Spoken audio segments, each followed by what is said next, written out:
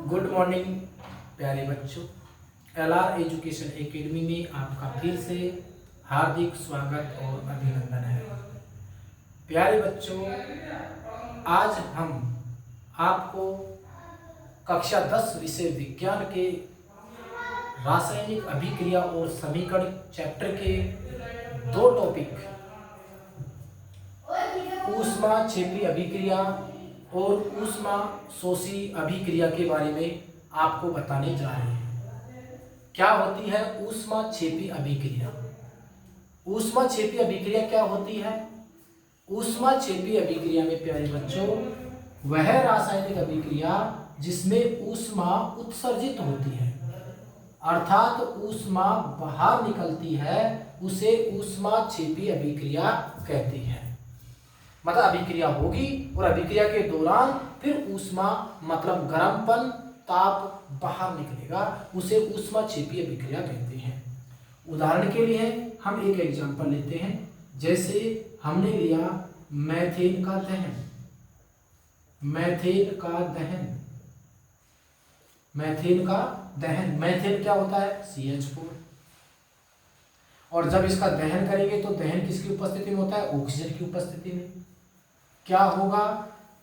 एक तो बनेगी CO2 प्लस में बनेगा H2O जल, प्लस में ऊष्मा बाहर निकलेगी।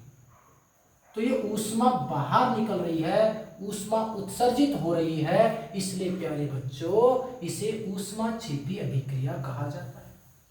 अगर एग्जाम में आ जाए कि ऊष्माक्षेपी अभिक्रिया क्या है, तो प्यारे बच्चों आप कहेंगे वह रासायनिक अभिक्रिया जिसमें ऊष्मा उत्सर्जित होती है, अर्थात ऊष्मा का निष्कासन होता है, उसे ऊष्माक्षेपी अभिक्रिया कहते हैं।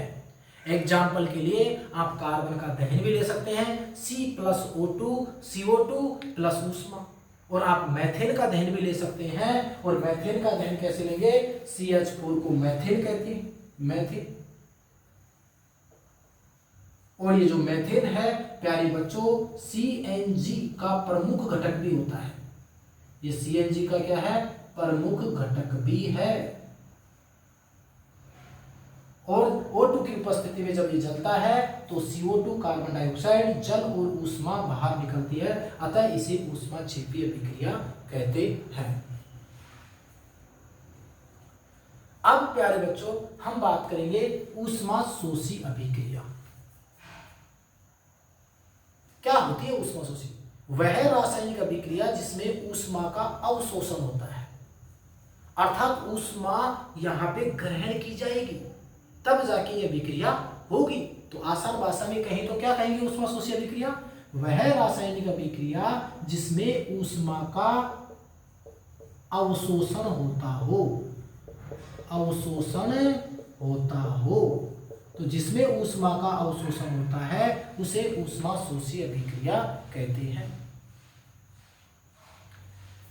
ऊष्मा का अवशोषण के लिए हम एक एग्जांपल ले सकते हैं मेरे बच्चों, N2+O2। याद रखना पड़ेगा, N2+O2 अभिक्रिया 2NO नाइट्रोजन ऑक्साइड बनता है बेटा। तो लेकिन यहाँ बैलेंस करने के लिए हमको यहाँ पे 2 लगाना पड़ा है, तो N2+O2 अभिक्रिया करके 2NO लिखेंगे। जब आप फेरस सल्फेट का वियोजन करते थे तो फेरस सल्फेट में भी क्या होता था? वो ऊष्मा को लेता था, उसके बाद में Fe2O3 plus SO2 plus SO3 में क्या होता था? कन्वर्ट होता था प्यारे बच्चों। ऊष्मा क्षेपी अभिक्रिया और ऊष्मा शोषी अभिक्रिया ये दोनों अपने आप में कॉम्बिनेशन से चलती है, जैसे संयोजन वियोजन, विस्थापन द्विविस्थापन, ऊष्मा क्षेपी ऊष्मा शोषी। आगे की कुछ हमारी अभिक्रिया और बची हुई है, उसके बाद ये चैप्टर 2 या 3 दिन के बाद में हमारा पहला चैप्टर कंप्लीट हो जाएगा। उसके बाद हम आपको कुछ केमिकल फॉर्मूले लिखाएंगे और उन फॉर्मूलों को आपको याद भी कराएंगे, ये मेरी गारंटी है। आप बस क्लास प्रॉपर वे से लेते रहें, इनको बार बार सुनते रहें, आपको पहला चैप्टर अच्छे से याद हो जाएगा, रासायनिक अभिक्रिया एवं समीकरण। बहुत बहुत धन्यवाद सभी को। आज की क्लास हम यहीं समाप्त करते हैं। Thank you class.